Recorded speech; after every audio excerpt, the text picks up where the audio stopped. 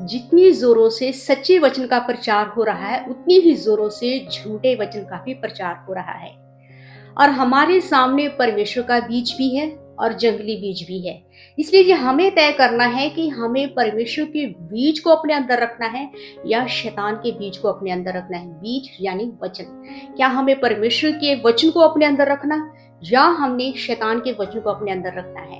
इस वचन की, सच्चे वचन की कैसे पहचान की जाए, परमेश्वर के वचन की कैसे पहचान की जाए, तो आइए हम इस वचन के द्वारा सीखेंगे। आइए तो आप सब अपनी अपनी आप बाइबल को खोलेंगे और निर्गमन की किताब उसका 20 अध्याय और उसकी 25 आयत में हम पढ़ेंगे। और यदि मेरे लिए पत्थर की वेदी बनाओ तो तराशे हुए पत्थरों से ना बनाना, क्योंकि जहां तुमने उस पर हथियार लगाया वहां तुम उसे अशुद्ध कर दोगे। आमीन। इस वचन के अंदर पिता परमेश्वर इजरायलियों को मूसा के द्वारा हिदायत देते हैं, चेतावनी देते हैं कि जब तुम मेरे लिए वेदी बनाओगे, वेदी के ऊपर अपनी भेंट चढ़ाने के लिए या अपने पापों के क्षमा करने, माफी मांगने के लिए, क्षमा मांगने के लिए तुम जब मेरे लिए वेदी बनाओ तो वेदी उसी पत्थर से बनाना, जो पत्थर, जो सृष्टि मैंने रची है, जो मैंने इन सारी चीजों को रचा है, इन चीजों में से लेकर ही तुम वेदी बनाना। और तुम पत्थर को लेके तराशना नहीं, पत्थर के ऊपर हथियार मत चलाना। यानी कि शुद्ध पत्थर जो है, जो परमेश्वर ने जिस पत्थर की सृष्टि की है, धरती की सृष्टि की है, ईंटों की सृष्टि की है, सीमट, यहाँ धरती पर हर चीजें, धूप छाया, तारे, चंद्रमा, आसमान, समुंदर, मनुष्य और यहाँ समुंदर के जो अंदर जीव जंतु हैं, इन सारी चीजों की रचना परमेश्वर ने की है। तो परमेश्वर ने इजरायलियों को कहा है, जैसा मैंने बनाया हुआ है पत्थर, उसी पत्थर को तुम लेकर वेदी बनाना और उसको तराशना नहीं है, उसके ऊपर हथियार नहीं चलाना है, नहीं तो वो पत्थर मेरे लिए अशुद्ध होगा और मैं तुम्हारे बेटों को ग्रहण नहीं करूंगा। ठीक ऐसे ही ये जो यहाँ पर बात की गई है पत्थर को तराशने की, ये वचन को भी दर्शाता है कि जब जो परमेश्वर ने वचन, हमें शुद्ध वचन प्रभु यीशु मसीह के द्वारा हमें दिया है, उसी वचन को ग्रहण भी करना है, उसी वचन को सुनना भी है, उसी वचन को सुनाना भी है। उस वचन के ऊपर हथियार नहीं चला रहे हैं, जो हमारे विचार रूपी हथियार है, उससे हम वचन को तोड़ मरोड़ देते हैं, मिलावट वाला वचन बना देते हैं। परमेश्वर कहते हैं कि जो वचन मैंने स्वर्ग से भेजा है प्रभु यीशु मसीह से, उसी वचन को ही सुनो, उसी वचन को ही ग्रहण करो और उसी वचन का ही प्रचार करो। लेकिन आज के समय में हम देखते हैं कि वचन को बहुत ही तोड़ मरोड़ कर बताया जा रहा है, वचन के अंदर अपनी विचारधारा मिलाई जा रही है। लेकिन जो परमेश्वर का पॉइंट ऑफ व्यू है, जो परमेश्वर ने अपने नजरिए बाइबल को लिखा है, बाइबल के अंदर वचन जो लिखा है, वो वचन हमारे तक यानी कि कलीसियाओं तक नहीं पहुंच पाता। परमेश्वर उसकी बात कर रहे हैं। परमेश्वर चाहते हैं कि अशुद्ध वचन हमें ना मिले, बल्कि शुद्ध वचन मिले अपने चुने हुए लोगों के द्वारा। शुद्ध वचन हमारी आत्मा को जीवन देता है, हमारी बीमार आत्मा को जीवन देता है। अब ऐसे देखिए, नॉर्मली हम जीवन को देखते हैं तो हम बाजार में जाते हैं और सब्जी खरीदते हैं। हम क्या देखते हैं कि शुद्ध फ्रेश सब्जी होनी चाहिए, लाल लाल टमाटर हो, शिमला मिर्च हरी हो। ये हरी हरी सब्जियों को हम देखकर हमें देखने में आकर्षित लगती हैं, और इन सब्जियों को हम लेकर जब घर में बनाते हैं तो इनसे हमारी सेहत खराब हो जाती है। देखने में जो चमकदार होती है, ये चमकदार इसलिए होती है क्योंकि उसके ऊपर जो प्रोडक्ट होता है वो मिलावट वाला लगाया हुआ होता है कि देखने में अच्छी लगे, इसकी बिक्री ज्यादा हो। लेकिन वो आकर्षक सब्जी जो है हम घर में ले आते हैं, लेकिन हमारी सेहत उससे क्या हो जाती है, खराब हो जाती है, हमारी सेहत बिगड़ जाती है, हम बीमार पड़ जाते हैं। और बीमार पड़ते पड़ते कहीं ना कहीं बड़ी बड़ी बीमारियां हमें लग जाती हैं, और तब हमारा जो जीवन है वो खत्म हो जाता है, मर जाता है हमारा शरीर। ऐसे ही बिल्कुल इन सब्जियों की तरह ही, मिलावट वाली सब्जियों की तरह ही, वचन आज के समय में इतना सजा सजा कर वचन को सुनाया जाता है कि सुनने वाला आकर्षक हो जाता है कि नहीं, मुझे यही वचन सुनना है, ये वचन मेरे लिए है। यानी कि हमको घर चाहिए तो घर का वचन सुनने को मिल जाएगा, हमारा ऊपर कर्जा चढ़ा हुआ है तो कर्जे को सुनने का वचन मिल जाएगा।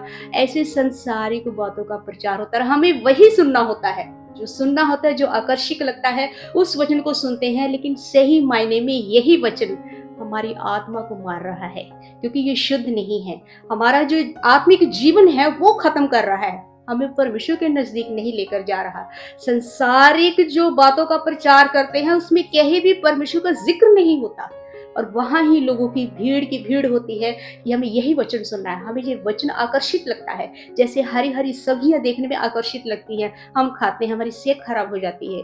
ठीक ऐसे ही हम भी आकर्षित वचन सुनते हैं, तराशा हुआ वचन सुनते हैं, और उस वचन को सुनकर हमारी आत्मा मर जाती है। जो इस मिलावट वाला वचन, तराशा हुआ वचन अब जो प्रचारक अपनी कलीसिया को सुनाता है, उस तराशे हुए वचन से खुद भी मर रहा होता है और अपनी कलीसिया की आत्माओं को भी मार देता है। और परमेश्वर ऐसे वचन को ग्रहण नहीं करते। परमेश्वर ऐसी भेंट को, ऐसी सेवकाई को ग्रहण नहीं करते। पास्टर लोग सोचते हैं कि हम तो परमेश्वर का ही काम कर रहे हैं, उस वचन के अंदर अपनी ही विचारधारा मिला मिलाकर वचन को सुनाते हैं और अपने मन में एक भ्रम पाल लेते हैं कि हम सेवकाई परमेश्वर की करते हैं, जबकि वो सेवकाई परमेश्वर की नहीं, शैतान की कर रहे होते हैं। और इसलिए शैतान के वचन को अपने अंदर नहीं आने देना है। उस वचन को सुनिए जो वचन उद्धार का वचन प्रभु यीशु मसीह ने हमें दिया है, जो वचन हमें परमेश्वर के नजदीक लेकर जाए, जो वचन हमें अनंत जीवन पाने का रास्ता बताए, जो वचन हमें स्वर्ग के राज्य में प्रवेश करना सिखाए, जो वचन प्रभु यीशु मसीह की शिक्षाओं के ऊपर हमें चलना सिखाए, ऐसे शुद्ध वचन को सुनो, ताकि बीमार आत्मा जो है, जो वचन से दूर है, जो अंधेरे में लोग हैं, जो अंधेरे में उनकी आत्माएं हैं, वचनों से दूर है, उनकी आत्मा जिंदा हो सके, उनकी आत्मा के अंदर वचन की रोशनी उसे मिल सके। इसलिए सच्चे वचन को सुनना भी बहुत जरूरी है।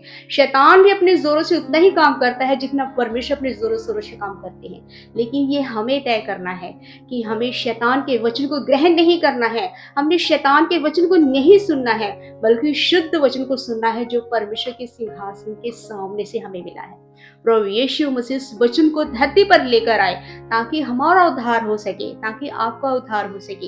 ये हमें तय करना है कि हमें कौन सा वचन सुनना है। हमें मिलावट वाला सुनना है, शैतानी वचन सुनना है जो देखने में आकर्षित लगता है, ऐसे वचन को सुनना है या जो वचन हमें चलने में कठिन लगता है, समझने में कठिन लगता है, वचनों के ऊपर चलना मुश्किल लगता है, लेकिन सच्चा वचन वही है। इसलिए सच्चे वचन को सुनकर अपनी आत्माओं को भी जिंदा करो और कलीसिया की आत्माओं को भी जिंदा करो। जो पत्थर तराशा हुआ है, यहाँ पर इस्राएलियों को क्या कहा परमेश्वर ने? कहा कि ये तराशा हुआ पत्थर मेरे लिए अशुद्ध है, परमेश्वर से ग्रहण नहीं करते। ऐसे ही तराशे हुए वचन से आप जब सेवकाई करते हो, जो जितने भी प्रचारक लोग हैं, जो इस अपनी विचारधारा को मिला मिलाकर वचन को समझाते हैं, कलीसिया को समझाते हैं और अपने फायदे के लिए उस वचन का इस्तेमाल करते हैं, उस सेवकाई को परमेश्वर भी ग्रहण नहीं करते। परमेश्वर कहते हैं मैं तो तुम्हें जानता तक नहीं, तुम हो कौन?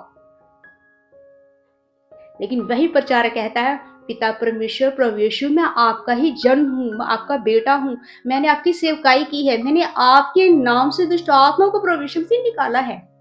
प्रभु यीशु मसीह क्या कहेंगे? मैं नहीं जानता तुम कौन हो, क्योंकि सच्चे वचन, शुद्ध वचन को तो अपने अंदर रखा ही नहीं, ना खुद के अंदर रखा, न दूसरों को शुद्ध वचन सुनाया, खुद भी मर रहा है और दूसरों को भी मार रहा है। इसलिए परमेश्वर की नजर में जो अशुद्ध वचन को सुना रहा है वो गुनाह कर रहा है।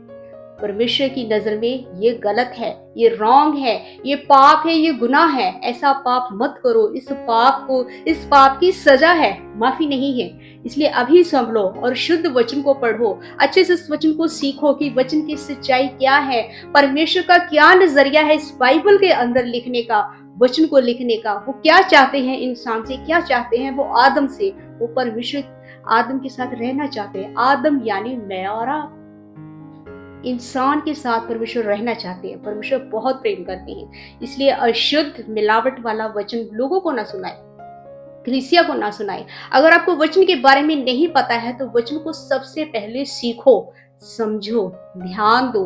उस वचन को सीख कर, समझ कर, अपना रिश्ता परमेश्वर के साथ मजबूत करके फिर उस सेवकाई को करो।